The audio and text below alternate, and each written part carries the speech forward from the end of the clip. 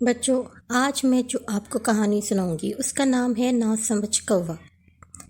جنگل کے ایک درخت پر ایک گلہری، ایک کوا اور ایک چوہا رہا کرتے تھے۔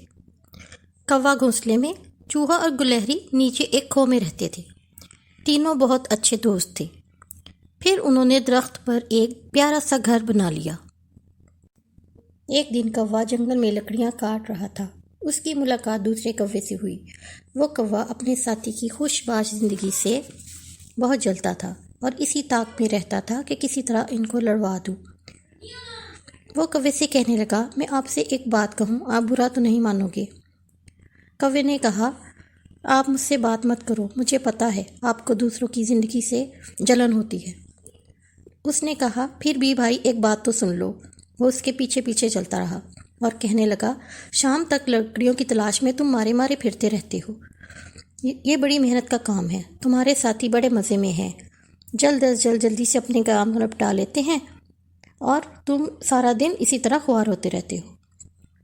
کوا اس کی بات کو ہنسی میں ٹال کر آگے بڑھ گیا، لیکن واپسی سے راستے میں اس نے سوچا، واقعی کوے کی بات تو صحیح ہے۔ چوہا پانی بھر کے اور آگ جلانے کے بعد اپنے کمرے میں بیٹھا آرام کرتا ہے۔ دسترخوان بھی وہ اس وقت بچھاتا ہے جب کھانا بن جاتا ہے۔ گلہری بھی بڑے مزے سے ہنڈیا کے پاس بیٹھی رہتی ہے اور اس کو کبھی بھی اور کوئی دوسرا کام نہیں کرنا پڑتا۔ باقی رہا میں ہی گھنٹوں لکڑی کی تلاش میں ادھر ادھر خوار ہوتا ہوں۔ یہ تو واقعی میرے ساتھ زیادتی ہے۔ اس دن کوا گھر پہنچا تو بہت خاموش تھا۔ اس نے چپ چاپ گلہری اور کوے کے ساتھ کھانا کھایا اور اپنے کمرے میں چلا گیا۔ اگلی صبح لکڑیاں چننے جنگل میں نہیں گیا۔ جب دن خوب چڑھ گیا تو چوہے اور گلہری نے بڑی فکر ظاہر کی اور کہا، کوے تمہاری طبیعت تو خراب نہیں ہے؟ انہوں نے کوے سے حال احوال پوچھا تو کوا بہت ناگوار انداز میں بولا، تم لوگوں نے مجھے اپنا نوکر سمجھ رکھا ہے، جو میں ہر روز لکڑیاں چن کر لاؤں، بس یہ کام مجھ سے نہیں ہوگا۔ تم لوگوں نے مجھے بہت بیوقوف بنا لیا۔ چوہے اور گلہری نے بہت کوشش کی وہ اپنے روٹھے ہوئے دوست کو منا لیں، لیکن وہ اپنے حسد دوست کی باتوں میں آ گیا تھا اور اس نے اپنا دماغ پھیر لیا۔ پھر بہت بحث کے بعد طے پایا کہ آج سے چوہا کھانا بنائے گا، گلہری لکڑیاں کاٹے گی اور کوا پانی لائے گا۔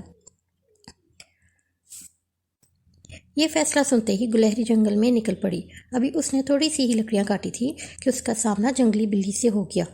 بلی نے موٹی تازی گلہری دیکھی تو اس کے منہ میں پانی بھر آیا۔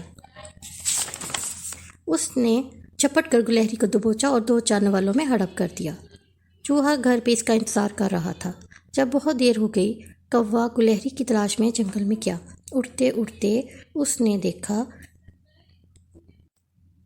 ایک بڑی سی بلی بڑے مزے سے اپنا منہ صاف کر رہی تھی۔ پاس ہی کچھ لکڑیاں پڑی تھی۔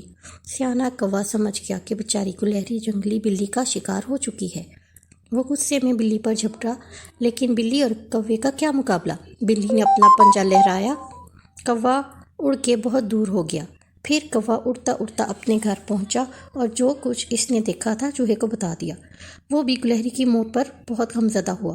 آخر دونوں نے فیصلہ کیا کہ دونوں مل کر کام کریں گے، لہٰذا کوے نے دسترخوان بچھایا اور پانی لینے چلا گیا۔